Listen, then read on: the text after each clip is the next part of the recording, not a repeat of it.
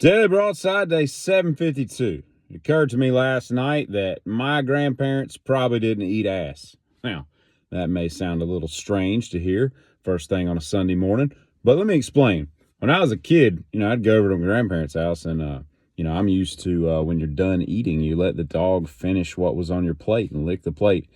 Oh my God. They don't allow that at all. Well, they're no longer with us. They've been gone for a while, but oh man, I got like snapped at. I was like, no, and they owned a dishwasher. So I don't understand what the big issue was, but they were not fans of dogs licking any kind of plate that was going back in the cabinet for humans to use. Completely abhorrent behavior, according to my grandparents, And so I got to thinking about it last night because I was watching some movie and it just popped into my head. And I was like, I bet Maw and Paw Paw didn't really get down with, you know what I'm saying?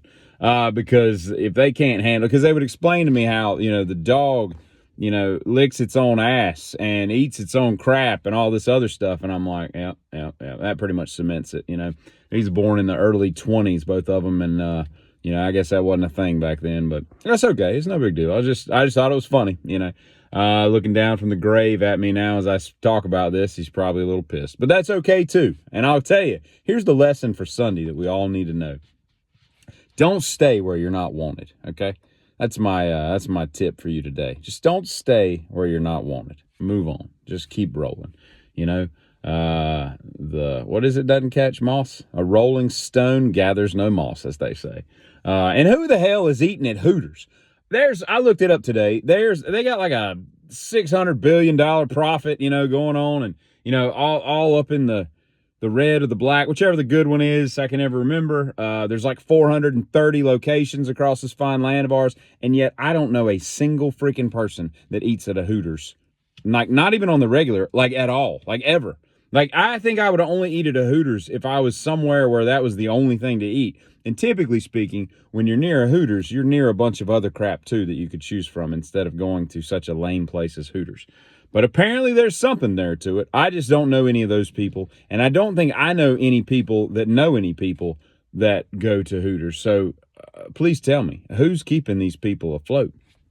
I'll tell you another thing. When I was a kid, speaking of dogs from earlier, because we were, I had a Chihuahua that almost lasted to 21 years old. The little bastard just would not die. He wouldn't quit. He had a lot of Rocky Balboa in him, just wouldn't stay down. Just kept getting up, And what was a Dwayne Wade commercial? Fall down 8, get up 9 or something like that. Anyway, he ate jalapenos. And he didn't eat jalapenos just, as happenstance. He would like crave them. You could feed it to him and he loved them. Now that is a Mexican dog. True to form. Giddy up. Happy Sunday.